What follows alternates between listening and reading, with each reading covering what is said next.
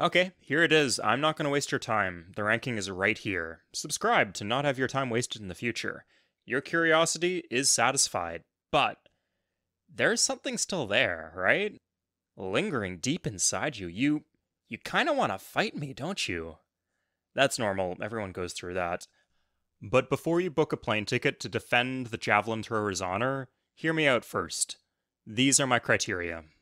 First, we have memes. This is just a tiebreaker. Next, we have Golden Ages. Last time I made the list, I didn't count these, which is silly because it's just something that unique units do. Golden Ages are incredibly powerful, and unique units are the easiest way to get them. A +3 here is like having a button that lets you take a GA whenever you want it. A -3 in this category is like having a unit that cannot produce a GA at all. Keep in mind that if your unique unit is a strong power spike, then having a GA that lets you build them faster makes the Golden Age better, including in Despotism. After that, we have Synergy. Do the Civ's traits make the UU better or worse? I was on the fence as to whether this counts or not. For the record, here is the list without Synergy, but I will include it today. An important stat is Conquest. This is the ability to take cities. How many more cities will you take on average than a Civ without this unit? It's the best thing that a UU can do. Mostly, this comes from bonus attack power and speed on an offensive unit, but if it's already a good offensive unit, then extra defense is slightly valuable. Everything else is utility. Better defensive cities, being a mobile defender, clearing out units from your land, not requiring resources, blitz, helping you get military great leaders, pillaging, anything that boats do. This is all utility. If your unique unit is very good on offense, then you take more cities. This is an incredible reward. If your unique unit is good on defense, then your reward is that you get to build less of them, which is not as good.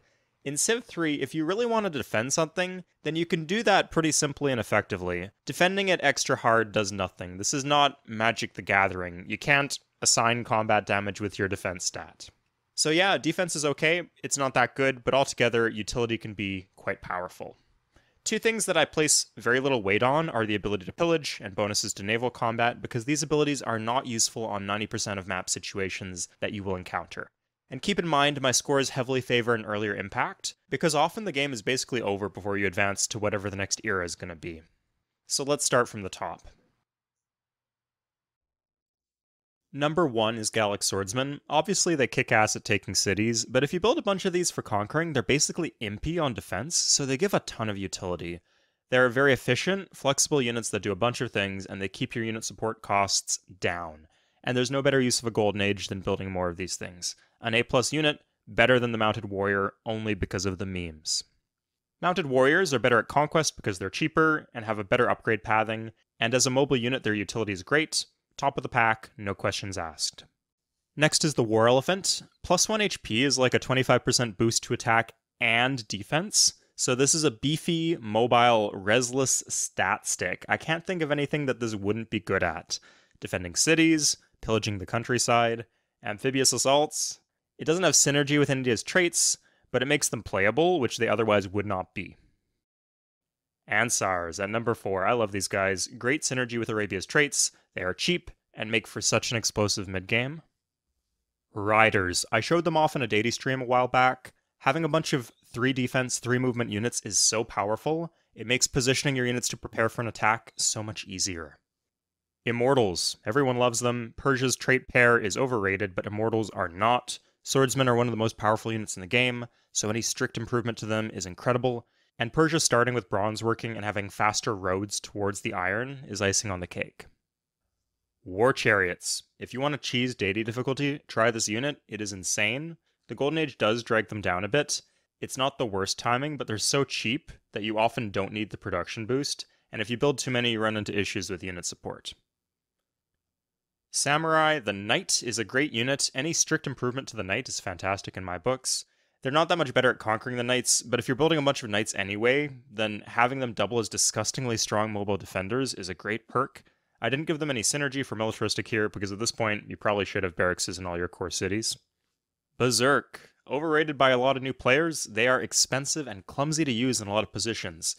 The synergy is doing a lot of the work here. They do help redeem the Vikings a bit.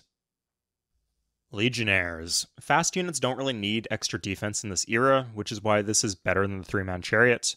These help with conquest, but mostly they just beef up your whole empire, and they last for a while.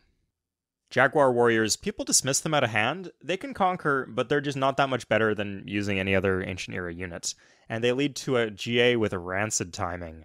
What makes them good is their utility. They are excellent for popping huts, killing barbarians, and as mobile military police, and for meeting other civs. The Aztecs are like a 3-trait civ. These are almost as good as scouts. Hoplites. This is like a no resource needed, era advanced, 10 shield cheaper pikeman. Good into the industrial era, incredible value. You might end up with your GA when you don't want it, but given their traits, if you're playing as Greece and you get attacked, maybe you actually did need that golden age in despotism. Enkidu Warrior, probably the best utility unique unit in the game. If you have it, you're not going to die early on, which usually does not typically happen, but it feels good to have it as a guarantee. Because of how cost efficient it is good at dissuading the enemy from attacking you, which you'll need because the GA timing on this is awful. Hopefully, you only need to use this against barbarians. Sipahi. Overrated unit. Increased cost means lower utility. It has a 25% increase in cost, a 33% increase in attack. That's not that good. And a lot of games are over before you reach cavalry. Still, it does provide a boost to conquest and solid golden age timing. The Hwacha. I am traumatized by trying to get golden ages with these in multiplayer. They do work, but often you're better off just using cavalry. Numidian Mercenary. I will admit, in the past I've underrated this. When I was a kid, I used to stack attack these into the enemy. That's not what you want to do. Don't think of this as an improved spear. Think of it as a pikeman with double attack, available without res, an era early, halfway between the Hoplite and the Legionary. And the 2 attack comes into play more often than you'd think. It's not as good as either of those 2 units, but it's okay. Also, there are memes for it.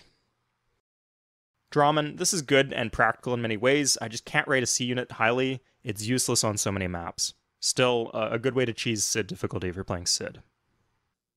3-Man Chariot, you can see this is a horseman that comes slightly earlier and that has extra defense. That's great utility. There are 2 downsides here. First, with the horseman, you can save shields by stacking chariots and upgrading them, but you can't with this. Secondly, 3-mans cannot go into marsh, jungle, mountains, or volcano tiles unless they have a road. As a result, they're just not that much better at conquering than regular horsemen are. Swiss Mercenary, combat in Civ 3 is based on ratios, so this is a 33% boost, while Hoplite is a 50% boost. It's a strict improvement, but it's just not usually that good. Keshik, this is rough, but the 10 shield discount saves this from being total garbage. It also upgrades cheaply from horsemen. Cossack. The devs are crazy for this. They thought that Blitz was so powerful that this unit needed to be 10 shields more expensive, but they thought that giving War Elephants +1 HP was completely fine for some reason. Some people like these for farming military great leaders, but Russia just needs some help earlier on in the game. The expansionist trait is too inconsistent.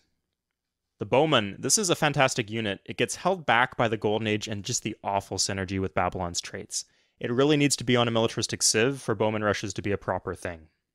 Impi, this is genuinely a great unit for utility.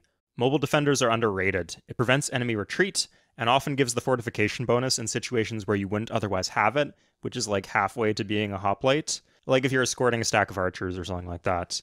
And this is horrifying to play against in multiplayer. The issue is, with the Zulu traits, we really want to rush. This is a builder utility unit. It also helps with scouting, but the Zulu are expansionist and they can already build scouts. The anti-synergy here is just back-breaking. Musketeer, again, the ratio thing, 25% is nothing. Defensive Bombard is a nice touch, but these are all upgrades on a fundamentally bad base unit. In terms of raw combat efficiency, the regular musketman is one of the worst units in the game. Improvements on bad base units are not worth very much.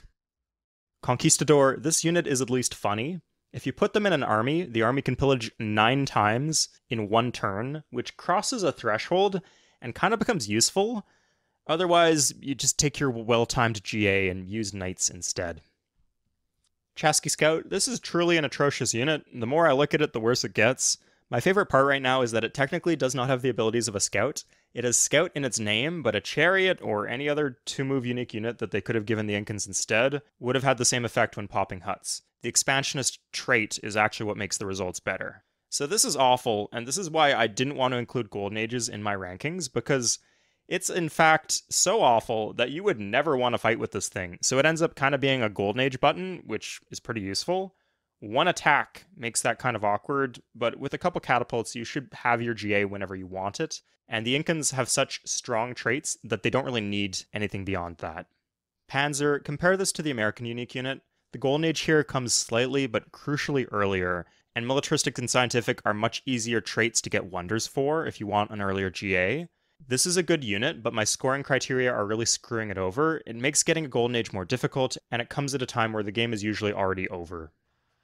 Man of War, I need to scream it from the mountaintops to all game designers out there. If something is bad because it's inconsistent, then making it better in situations where it's already good will not solve that problem. This unit was buffed in the Conquest expansion to a comically high level, but it is so rare that you run into situations where you need this thing to be good. Carrack, theoretically it has some cool applications, but the maps that need them are extraordinarily rare. Ideally you'd want something like this, but even here you could just suicide galleys because you're a seafaring civ, so there's an anti-synergy here. Javelin Thrower, this is bad. It's worse than every other unique unit or regular unit at a comparable price. With the same cost, this unit is actually somehow worse on attack than the Numidian Mercenary, because at least the Numidian Mercenary is slightly better at soaking up defensive bombard. Speaking of which, this thing does not have defensive bombard, making it strictly worse in combat than the Bowman, which is 10 shields cheaper. And these are not top tier units that we're comparing it with. Maybe on some big maps you can farm workers off barbarians. You know what else gives you workers? Taking cities. Do you know what you can't do with this thing? Take cities. The Mayans are unable to build superior archer, so I gave this thing a combat stat of -2. If you have no resources and you're playing as the Mayans, good luck taking resources. The saving grace here is that this unit is so bad that it basically lets you take a Golden Age whenever you want, which puts it miles ahead of our last unit on the list. The F-15. With this utility score, I'm being extremely generous because 90% of games are either won or lost before you build it, but it still craters so hard in the rankings. Giving a Golden Age is the baseline thing for a unique unit to do, and the F-15 fails miserably at it, because it appears so late. Even worse, America's traits are hard to get a Golden Age for. There aren't a lot of expansionist and industrious wonders, and the ones that exist are often taken by the AI. So, with that additional piece of negative synergy, America's unique unit is so bad that it belongs in a terrible tier of its own. Truly absolute trash. Okay, that's it for today. Let me know in the comments if you guys agree or disagree with these rankings. Take care.